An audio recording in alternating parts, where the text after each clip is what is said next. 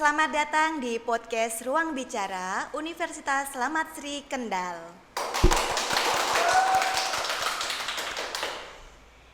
Kembali lagi bersama saya Dewi sebagai podcast di Ruang Bicara kali ini. Pembahasan kali ini tentang pengaruh media digital saat ini. Kali ini kita sambut narasumber kita yaitu Mas Adnan. Silakan Mas Adnan untuk memperkenalkan diri. Ya baik, terima kasih Mbak Dewi ya. Perkenalkan teman-teman, nama saya Muhammad Fikri Adnan. Di sini saya diundang sebagai penarasumber dari podcast Ruang Bicara. Teman-teman bisa manggil saya Adnan ya. Baik, terima kasih Mbak Dewi sudah undang saya ke sini. Kali ini Mas Adnan kesibukannya apa ya sehariannya? Kesibukannya selain kuliah berarti Pak? Iya. Jadi kesibukan saya saat ini ya bekerja Pak. Bekerja di salah satu yayasan sebagai tim, bisa disebut tim IT atau tim media lah gitu, di salah satu yayasan di Kendal. Kenapa Mas Adnan lebih tertarik ke pengaruh media selain dari kesibukan kuliah ini? Jadi kenapa saya tertarik di media digital ya Pak? Karena saya kan basicnya dulu SMK TKJ ya. TKJ itu Teknik Komputer Jaringan. Itu SMK itu ya belajarnya dulu ya, tentang komputer jaringan. Itu tertarik karena saya suka foto-foto sama suka video. Tertarik mulai dari situ Pak. Mungkin kalau Mbak Dewi suka jalan-jalan, suka foto video itu ya. Nah, dulu saya tertarik mulai dari itu. Terus ngelihat teman kok dia bikin video-video kok bagus, saya tertarik belajar sama temen gitu. Jadi awalnya itu sama temen di belajar ngedit video sama temen lah, akhirnya tertarik terus masuk ke media digital saat ini sampai sekarang ini. Jadi ya sampai sekarang ya akhirnya saya dapat kerjaan yang sesuai dengan pekerjaan saya saat ini, yaitu di pengelolaan media sosial, salah satunya itu kesibukannya. Kalau di dunia digital sendiri, pengaruh video dan foto itu sekarang sepertinya lebih canggih ya Mas ya daripada di zaman dulu. Berarti selama ini kesibukan Mas Adnan itu sangat ahli di bidang pengeditan ya, terutama ya pengeditan sebuah gambar atau video itu ya. Apakah dengan zaman sekarang ini kan ada namanya AI. Nah, apakah Mas Adnan tanggapannya tentang dunia digital AI ini dengan pekerjaan Mas Adnan? Apakah ada pengaruhnya? Ya, kalau dibilang ahli ya belum ahli sih Pak, karena mungkin tuntutan pekerjaan ya ngedit masih belum terlalu ahli kalau bidang lah. Terus karena sekarang yang lagi viral itu kan AI ya.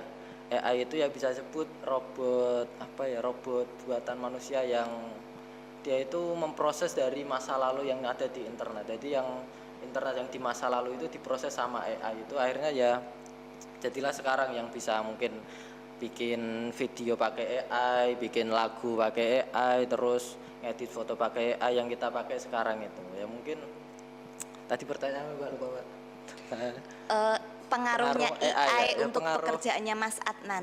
Pengaruh AI di kerjaan saya sangat berpengaruh sih. Sekarang kalau misal kita lagi mungkin mentok nih bikin ide konten 1 bulan mau ngapain mentok, ya kita tinggal ChatGPT, Gemini, kita bantu dong buatin jadwal untuk 30 hari itu bisa, dia langsung keluar itu Mbak, enak itu langsung keluar jadwal konten ini itu. Kalau di kerjaan saya sangat berpengaruh ya, sangat membantu sekali sih Mbak. Berarti AI ini di pekerjaannya Mas Adnan itu berarti sangat membantu atau meringankan sekali untuk sebuah video atau foto seperti itu. Berarti sangat menguntungkan, berpengaruh gitu kan. Sedangkan untuk di masyarakat sendiri itu AI itu kadang membikin resah ya Mas ya, membikin resah kayak penipuan seperti itu. Itu menurut Mas Adnan bagaimana biar masyarakat itu bisa membedakan antara AI yang asli AI atau enggak AI atau enggak AI, karena kan kadang kita sebagai penonton saja kita enggak bisa membedakan ini video atau foto ini AI atau bukan ya gitu. Ya. Nah, apalagi sekarang kan AI itu hampir mirip, mungkin 80% hampir mirip asli ya. Apalagi kalau yang di Facebook sering banget tuh Pak, video AI, nanti komentarnya kayak meyakinkan gitu, kayak orang-orang yakin komentar. Ada yang saya lihat itu kayak Pak Prabowo jualan kasur itu. Di Facebook itu ada, Mbak, iklan kayak gitu.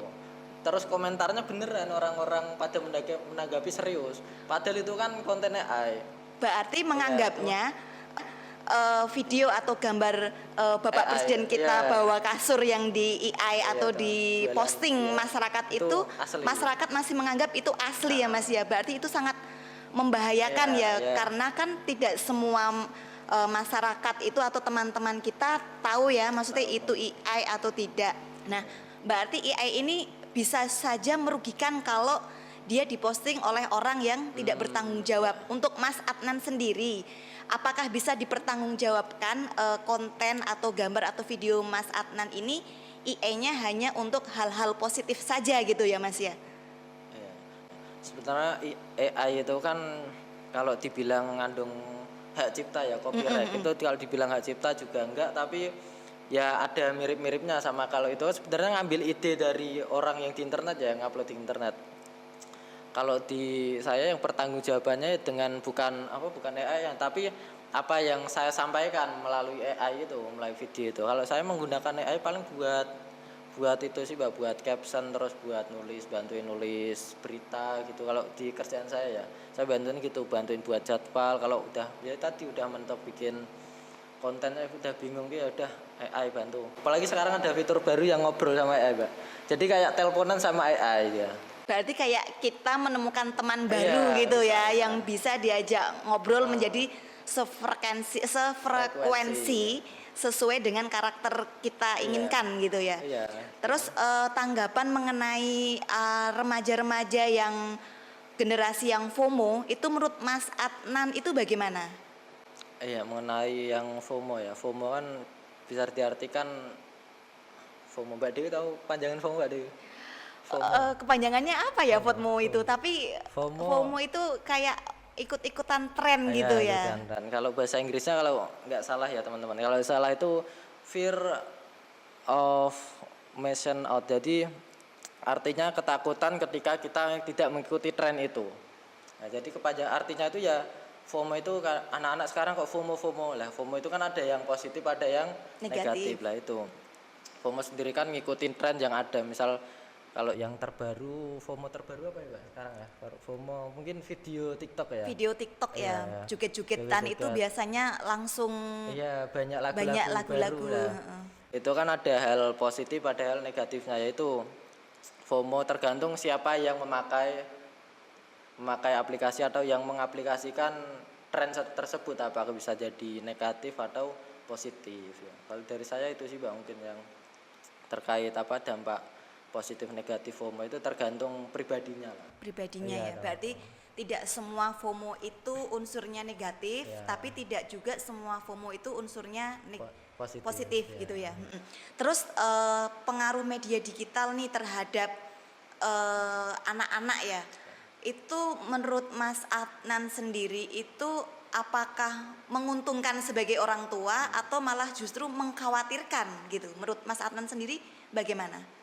Media digital sebagai untuk anak-anak ya pengaruhnya ya. Pengaruh anak-anak ya. Ini pelajaran yang kita UTS kemarin ya. Pengaruh komunikasi mempengaruhi budaya atau betul. budaya mempengaruhi komunikasi. Ya, itu. Ya berarti ya bahayanya ini kita bahas mungkin sisi positifnya dulu ya. Positifnya buat anak-anak. Tadi media digital positifnya buat anak-anak ya dia bisa berkembang lebih aktif, lebih cepat lah daripada mungkin kita yang dulu mungkin taunya cuma dari teman, dari buku. Kalau sekarang udah pakai media digital kan udah informasi itu sekian detik udah update terus itu. Nanti positifnya itu biar dia update informasi terbaru, terus bisa buat pembelajaran, kuis.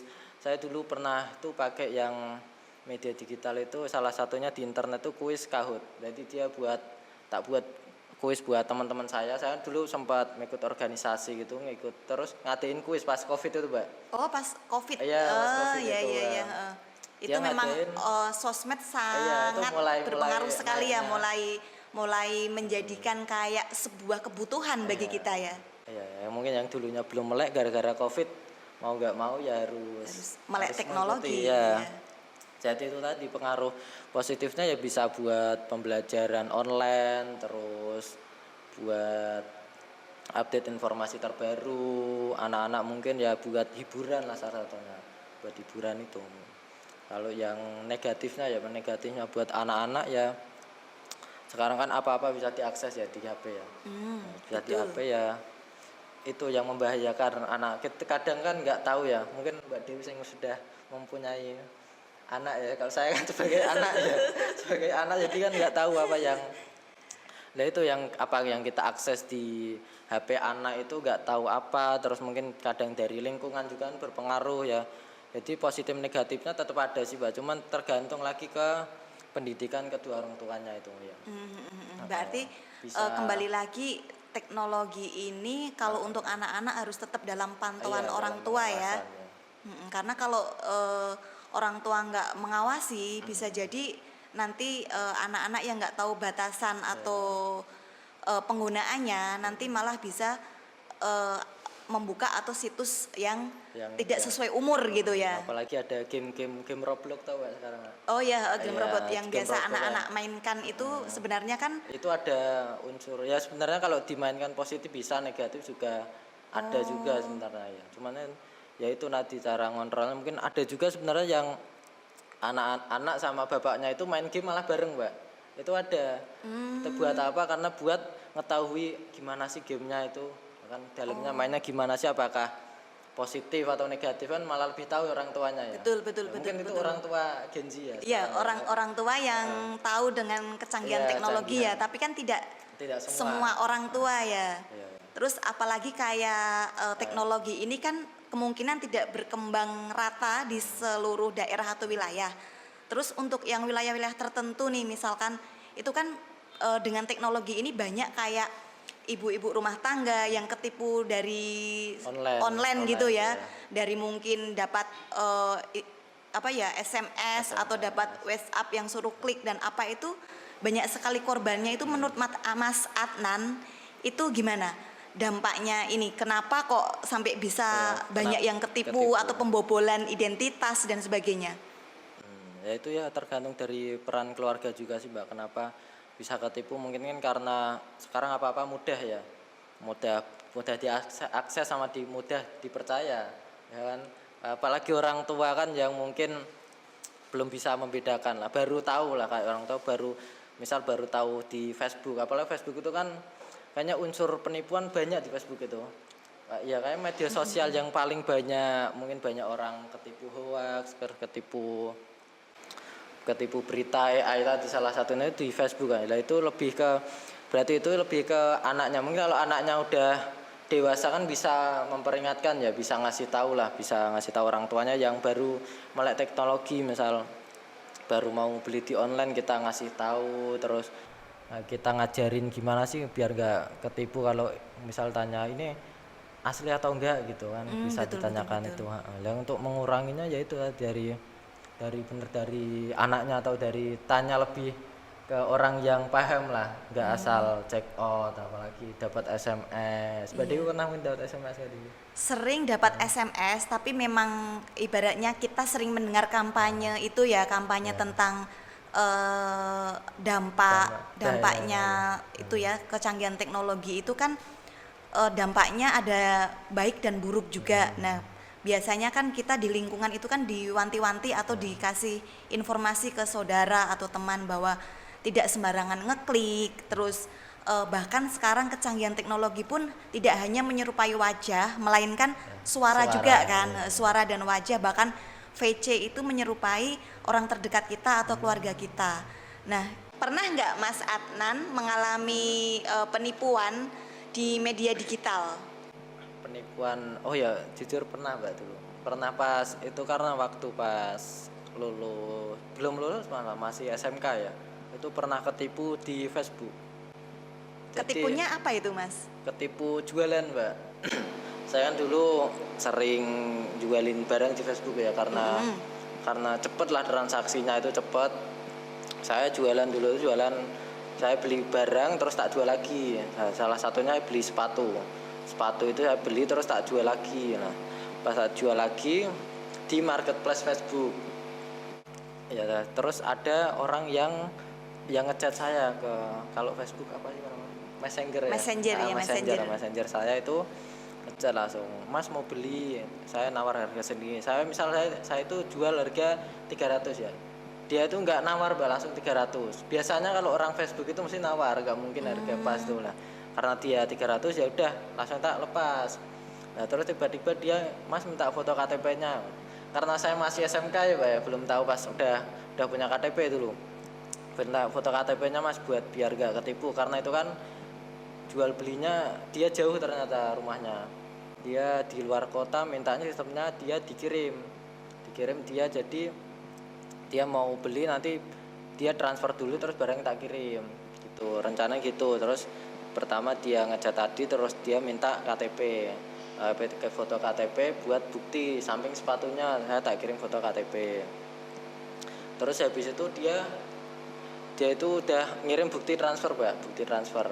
Nah bukti transfer itu ternyata tak cek, karena saya belum punya M-Banking tuh ya, saya tak cek ke ATM, oh udah masuk Mas gitu. Terus saya itu nggak langsung ngecek, kesalahan saya nggak langsung ngecek, saya langsung ke JNE kirim sepatunya ke alamat itu. Berarti Mas Adnan sudah mengirim Iya, barangnya, ngirim barang. Dia tapi kan belum baru- mengecek belum saldonya ngecek, itu iya, masuk saldo atau rekening. tidak.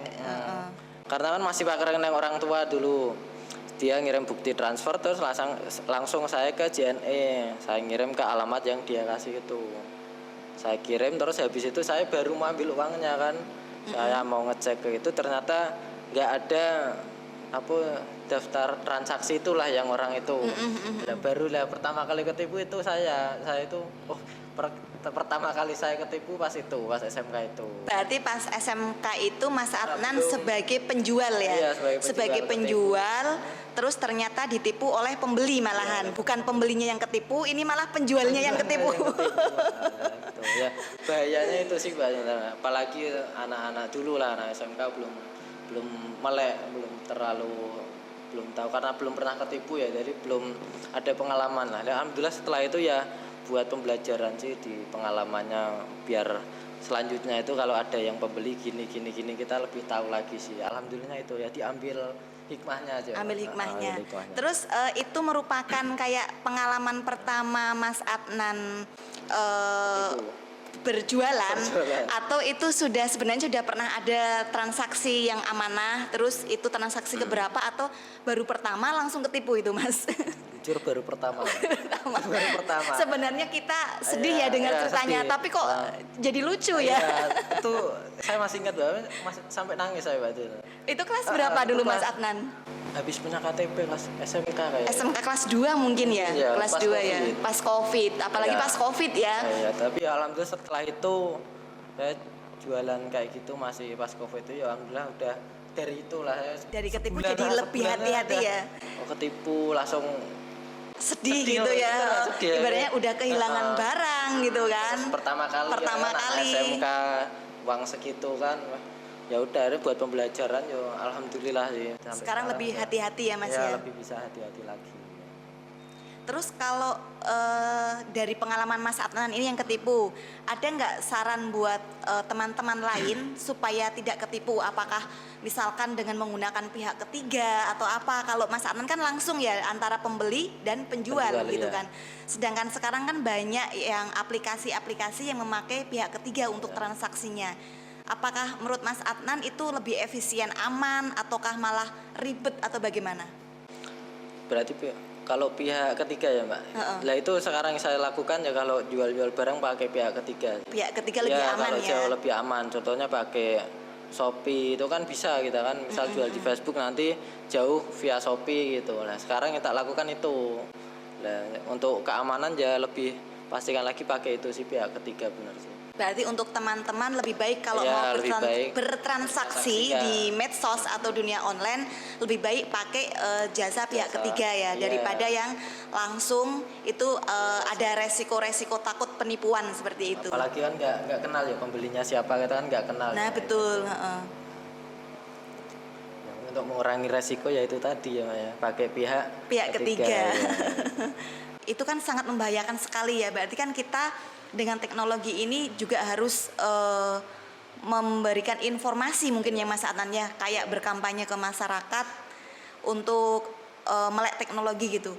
Apakah dari Mas Adnan sendiri nih yang suka atau hobi di teknologi itu kegiatannya ada juga yang seperti itu, kayak memberi informasi ke teman-teman semua atau ke masyarakat bahwa teknologi itu dampaknya bisa plus bisa minusnya itu seperti ini loh gitu. Apakah hanya sekedar penggunaan untuk pekerjaan saja?